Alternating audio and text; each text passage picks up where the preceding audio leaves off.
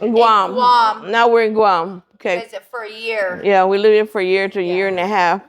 And I went to Catholic school, which after that, Guam? in Guam. Okay. And after that, I never got to go to Catholic school ever again because I was beaten by the nun, and my dad got very upset and went down to the nunnery and was going to beat her up. To put I it would shortly. say so.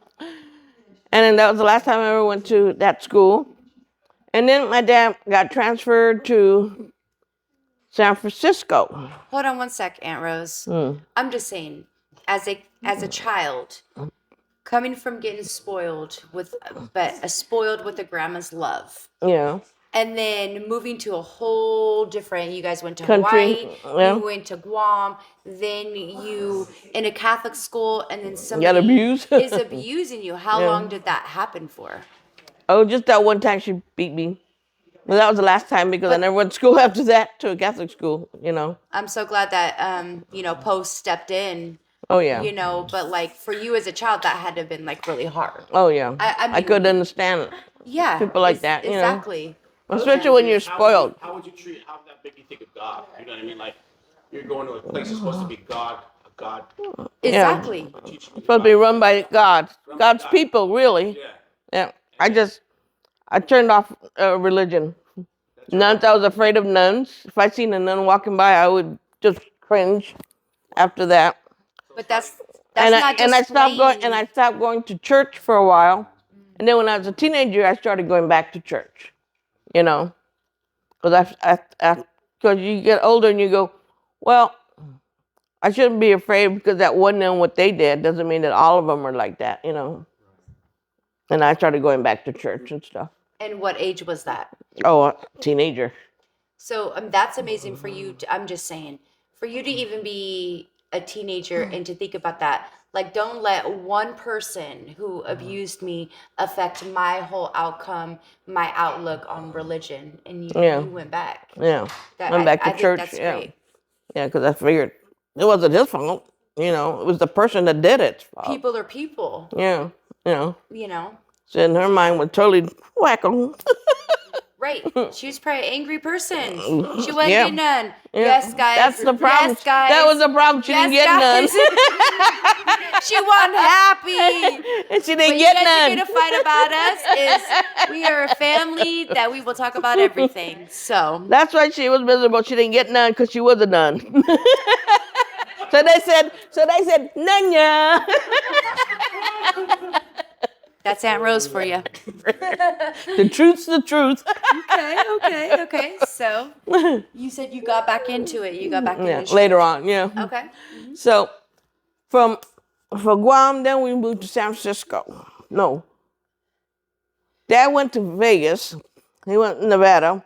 We went to San Francisco for a couple of weeks.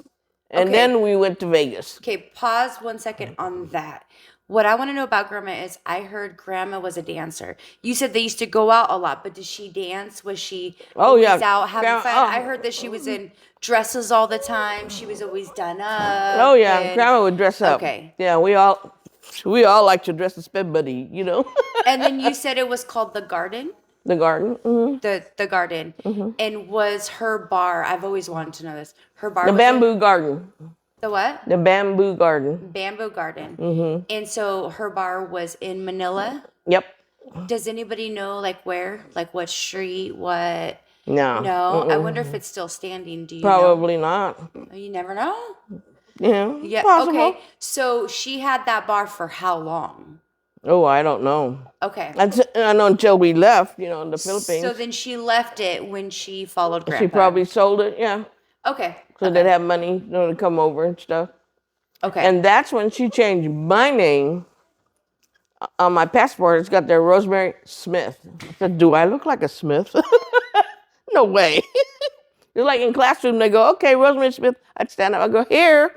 And I go, no, Rosemary Smith. I said, that's me. And they go, you're Rosemary Smith? I said, yeah. I said, okay. So wait, was your name Rose first? Rosemary, it's one name. Actually, it's Rosemarie. From birth. Yeah. So Rosemarie. Mm-hmm. And then when you guys moved, she wanted it. We did it they did rosemary. And me, I just do it shorter. I just do rose. And then where did Smith come from? That's another story now. Okay. Supposedly, my mom didn't have a birth certificate. And Grandpa Wing's best friend, which is Smith, his last name is Smith, Okay. signed papers for my mother so she could come to the state with gave her his last name. And then she gave me the last name, which she shouldn't have, because that's what's messing me up now. I have problems. Because my real last name is Pardue. That's my dad's last name.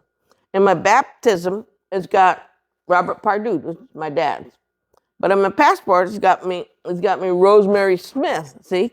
It's two different things. And I don't have a birth certificate. That's why I have problems now. I said, I don't have a birth certificate. I said, they're going to deport me. Sorry, but why? Okay, so why did she change her name to Smith? Because that was the friend instead of Popo. Like, Well, they got married, who got married? Popo and my mother, Okay. your grandma. They got married 3 times in the Philippines. First time they said it wasn't accepted, and then it wasn't accepted in the service. I guess maybe because he didn't ask the CO or whatever. So they had to do it again. So they end up 3 times having to get married. Wow. Yeah, They were serious about that, though. yeah. But I don't know why my mom changed my name. I think she was afraid that if she didn't put it under Smith in her name, that maybe they wouldn't let me go. See? Yeah. Well, that's where Smith came from then, huh? Yep, that's where Smith came from. Because we always wonder, we're like, wait, Grandma's from Manila, but why is it a white name? Tell me about it. That's what all the teachers said too. You ain't white. You're not supposed to be white. Okay. So then you guys went to San Francisco. Yeah. We only was there for a week. So we stayed at Grandma Wings and Grandpa Wings' house. The one on 20th. The big house. Well, Dad went to Vegas, to Nevada. What did you go to Vegas for? Gambling? No, he was Okay. stationed there in the Air Force. Okay. And that's not Clark. No,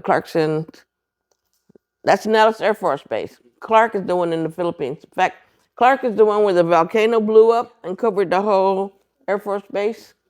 And now it's not even there anymore in Hawaii. I mean, in Manila. Yeah, there's no more Air Force Base there. Okay, so now we're in Nellis, which is in Nevada. Okay, we're there a year, not even quite a year, and your dad's born. Robert's born. Okay. They're in Nevada. Which part of Nevada? Nellis, on the Air Nellis. Force Base. He was born on the Air Force How far Base. is that from Reno? Do you know? Oh, it's closer to Vegas. Oh, closer to, okay. Yeah, Okay. Vegas is right around the corner. Okay. Yeah. Yeah, and so he was born there on the base. And when he was born, when the doctors pulled him out, they messed his arm up and they put his little arm in the cast. And at night, when he'd try to turn, he would cry and cry because he couldn't, with the cast, it was too heavy. He couldn't turn it. He would cry and cry. And Popo didn't like him crying. He says, he shouldn't be crying. How old was my dad with the cast on? Are you saying like He was born. when he was born? Yeah, they had the cast on him. And the doctor says, you got to keep it on and straighten his arm. But Popo took it off. He said he couldn't stand him crying all the time. You know, because he said that's got to hurt for him to try to turn it. He can't, you know.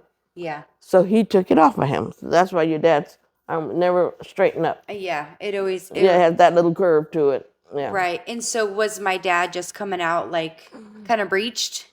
And his arm got stuck from delivery? Well, Is that Grandma why wasn't supposed to have any more kids. She had 2 miscarriages before your dad. And the doctor recommended not to have any more kids. And she had your dad. And then she had Ralphie, and then she had Darlene. Who would have thunk, right? Yep. So we lived there for about 2 years. And yeah, when we had this little chihuahua that would sleep underneath his crib, except real late at night, all of a sudden he'll jump in my bed and sleep on top of my feet as a feet warmer. If I move my feet, he'll like he's gonna bite my toes, you know. So finally, I would lock my door so he couldn't come in. He's a mean little guy. But he got killed. How? Chihuahuas always think they're big and bad. No, he got eaten. A Doberman got to him. I was gonna say, was it a Doberman? Yeah, it was a Doberman. Okay. I said, they always think they're big and bad. You know, these little dogs are ankle biters. I call them ankle biters. And So you don't remember my dad being in the hospital? At this point, my dad was home. yeah, he was just a baby. So he was you just remember born. him as being a baby.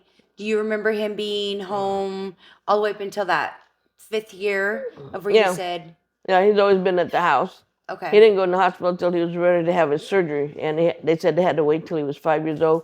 But they didn't think he was strong enough. When did the heart problems start, or when did He was the born family- with a He murmured was born heart. with it. Okay. Yeah. Okay. Because he would walk, then he'd stoop down like this, then he'd go like this, and his face would just turn all blue. That's what they used to call them, blue babies, when they were little like that. And he couldn't breathe, and then I'd go over and go, "Are you okay? You okay?" "Yes, Sissy, I'm okay." And his voice would be real low, you know, because he could hardly talk. He couldn't breathe. And then he'd get up and walk a little bit more step, and then the same thing. That's how he would walk. That's how bad it was. So he struggled with that basically for the first 5 years of his life. Yep. What? So was that the main, like, with him not being able to breathe? Did you guys know of anything else that he was enduring during that time? That was just the main thing. Yeah, Sometimes he had to catch his breath. Yeah. And they said they got to wait till he's 5 to do the surgery. And then they did the surgery. You know, they almost lost him. They pronounced him dead. Then the young doctor came in and said, "Let's try this new method." They tried the new method, and he came out all right. Do you remember what that method was? No. What was the burning on his leg? Because I felt like that's what he told No, me. those are what they gafted, what they call gafted. They take your skin to cover up where they cut him open here. Yes, I remember his scar. It Yeah. was a huge scar. Yeah, they graft your skin. They take it off your leg on size. Is that because they did the heart surgery? Yeah, that's what the gap is there. So they had to take from, that's why it From looked his like a leg. burn mark. 'Cause Exactly. I thought it was they had to bring him back to life, but I was a young kid, so I thought they put him that metal, back then where they shot people. Yeah, no, they usually do it on your chest if they do. Okay, so that's why he had that burn. Yeah, they call look. it grafting. And Grafting. They filled his heart because Yeah, he had a hole. they in had his to heart. cover it. Yeah, because they had Okay. opened it all up. So then they wanted to put the skin on it, make sure it stays. That just stay closed. Okay. Yeah, that's what that was from. And then what you remember? Do you remember my dad being in the hospital for a long time?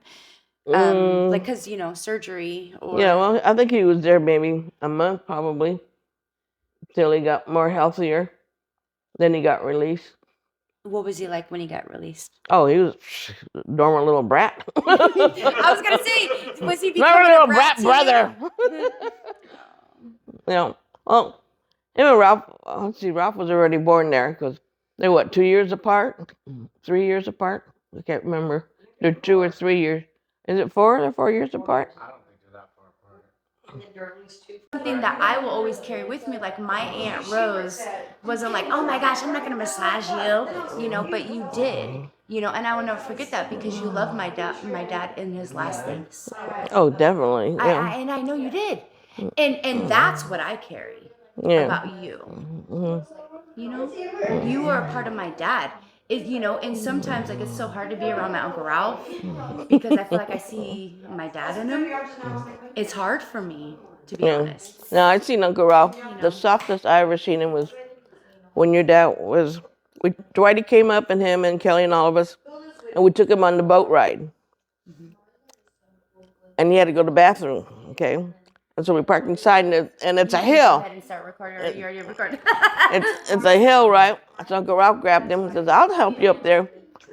And I heard your dad just laughing all of a sudden.